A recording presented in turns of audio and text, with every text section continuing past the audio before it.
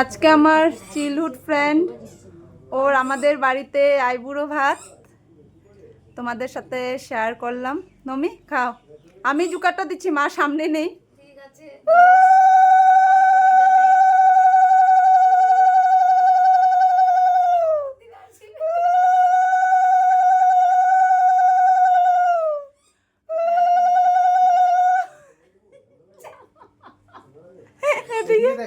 ওদের আর খিদা সহ্য হচ্ছে না।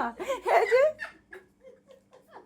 আমার বর খুব জোরে খিদে পেয়েছে, এদিকে আরেকজন তো স্টার্ট। মামি খাও। একমাত্র মামি মুখে দেয় না, উল্টো হয়ে গেছে।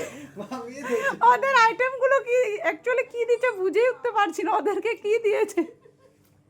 আচ্ছা আইটেমগুলো দেখি তো, মানে কি কি এখানে ফ্রাইড রাইস, এখানে বেগুনি, তারপরে মিষ্টি কুমড়ো ভাজা, আর লাগে নাই আলু ভাজা। নমি খাও, লজ্জা করবে না, খাও।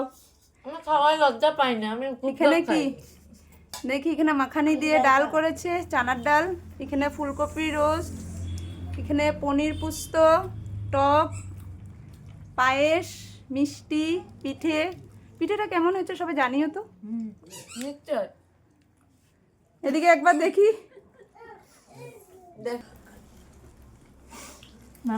ওর কাস্টমার আছে বসে, তার জন্য খুব তাড়া আর কি।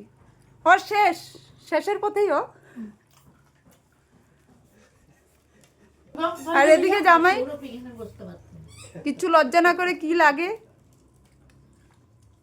চেয়ে নিবা আর কি।